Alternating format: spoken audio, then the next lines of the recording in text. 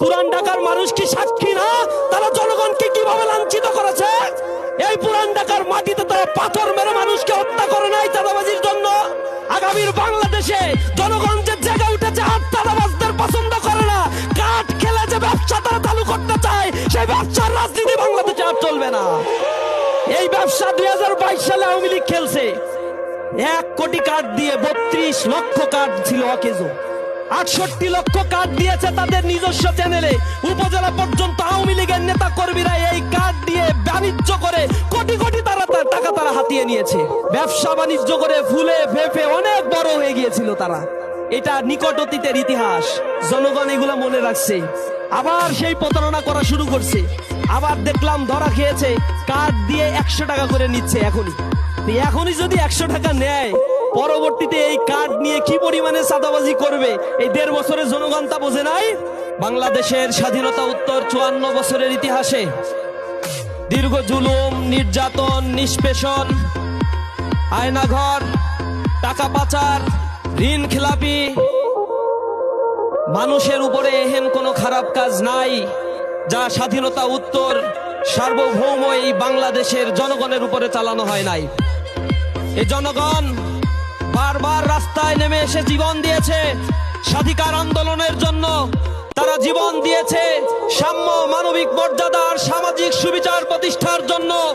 বারবার তারা দাঁড়িয়ে থেকে খেটে খাওয়া মানুষ, দিন মজুর, তারা জীবন দিয়ে নেতৃত্বের হাতে যখন এই দেশকে তুলে দিয়েছে, সেই রাজনৈতিক দলগুলো এই জনগণের সাথে প্রতারণা করেছে। তারা এদেশে দুর্নীতি, দুঃশাসন, অবৈধ অর্থ কামাইয়ের এক মহাযজ্ঞে পরিণত করেছে। ক্যাম্পাসগুলোকে তারা অস্থির করে রেখেছে। শিক্ষা ব্যবস্থাকে ক্ষয়িষ্ণু করে, ধ্বংস করে, তাবেদারি একটা আধিপত্যবাদী শিক্ষা আমাদের উপরে চাপিয়ে দিয়ে এ জাতিকে মস্তক অবনত করতে শিখিয়েছে তারা। আমরা দেখেছি বাংলাদেশের শিক্ষাঙ্গনগুলোতে শিক্ষা গ্রহণ করার পরে সেখান থেকে বেরিয়ে চাকরি হয় না, বেকারের ফ্যাক্টরিতে পরিণত হয়েছে। দীর্ঘ সময় ধরে যারা এদেশকে শাসন করেছে, তারা বাংলাদেশকে অকার্যকর করার জন্য বাংলাদেশের মানুষের সাথে দিলে দিলে তারা প্রতারণা করেছে। 10 টাকা দরে চাল, 5 টাকায় কাঁচা ঝাল, ঘরে ঘরে চাকরি দেওয়ার কথা বলে উন্নয়নের মহাসড়কে উঠিয়ে দিয়ে তল থেকে সব ফাঁকা করে নিয়ে $234 বিলিয়ন তারা পাচার করেছে। ঋণ খেলাপি করে জনগণের টাকাগুলো ব্যাংক থেকে তারা লুটপাট করেছে। আমরা আবার দেখতে পাচ্ছি একটা দলের মধ্যে 50-এর অধিক নমিনেশন দেওয়া হয়েছে যারা ঋণ খেলাপি। 26,000 কোটি টাকা ঋণ খেলাপি নিয়ে এদেশের জনগণকে আবার প্রতারণা করতে চাইছে তারা। এই দেশকে তারা বলছে জনগণের ক্ষমতায়ন করবে, চাকরির ব্যবস্থা করবে, বেকারত্ব দূর করবে, কার্ড দিবে। তারা বিগত সময়গুলোতে 10 বছর যখন তারা ক্ষমতায় ছিল, তখন 10 বছরে দুর্নীতিতে এই দেশকে চ্যাম্পিয়ন করেছিল। বেকারত্বের হার বিগত তাদের 10 বছরে দেখবেন ধীরে ধীরে ঊর্ধ্বগতি ছিল। তাদের ক্ষমতায় থাকাকালীন সময়ে বাংলাদেশের একটা শিক্ষা প্রতিষ্ঠানও ছাত্র সংসদ নির্বাচন তারা দেয় নাই। তারা জনগণের ম্যান্ডেটে যদি বিশ্বাস করত, তাহলে তারা ছাত্রদের জুলাই অভ্যুত্থান পরবর্তী ক্যাম্পাসগুলোতে ছাত্রদের ম্যান্ডেটের বিপক্ষে তারা অবস্থান করত না।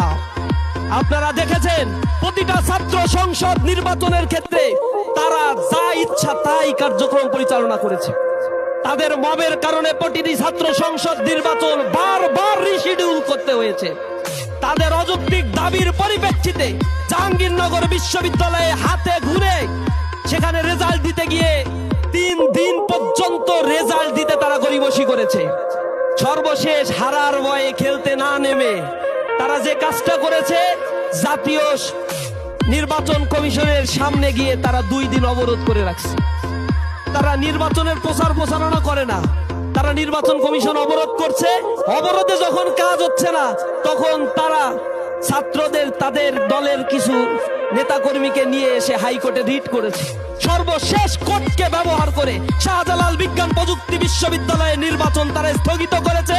করার পরে তারা করো জোরে হাতে তালি দিয়ে তা সেলিব্রেশন করেছে। তার মানে কি পরিমাণে অন্তরে ভয়, দুরুদুরু অবস্থা তাদের। তারা ভীত বিহ্বল হয়ে পড়েছে। আগামীর বাংলাদেশে জনগণ যে জেগে উঠেছে চাঁদ চাঁদাবাজদের পছন্দ করে না। কাঠ খেলে যে ব্যবসা তারা চালু করতে চায়, সেই ব্যবসার রাজনীতি বাংলাদেশে আর চলবে না। এই ব্যবসা 2022 সালে আওয়ামী লীগ খেলছে। 1 কোটি কার্ড দিয়ে 32 লক্ষ কার্ড ছিল অকেজো। 68 লক্ষ কার্ড দিয়েছে তাদের নিজস্ব চ্যানেলে। উপজেলা পর্যন্ত আওয়ামী লীগের নেতা কর্মীরা এই কার্ড দিয়ে বাণিজ্য করে কোটি কোটি টাকা তারা হাতিয়ে নিয়েছে। ব্যবসা বাণিজ্য করে ফুলে ফেপে অনেক বড় হয়ে গিয়েছিল তারা। এটা নিকট অতীতের ইতিহাস। জনগণ এগুলো মনে রাখছে। আবার সেই প্রতারণা করা শুরু করছে। আবার দেখলাম ধরা খেয়েছে, কার্ড দিয়ে 100 টাকা করে নিচ্ছে এখনই যদি 100 টাকা নেয়, পরবর্তীতে এই কার্ড নিয়ে কি পরিমাণে চাঁদাবাজি করবে এই 1.5 বছরের জনগণ তা বোঝে নাই।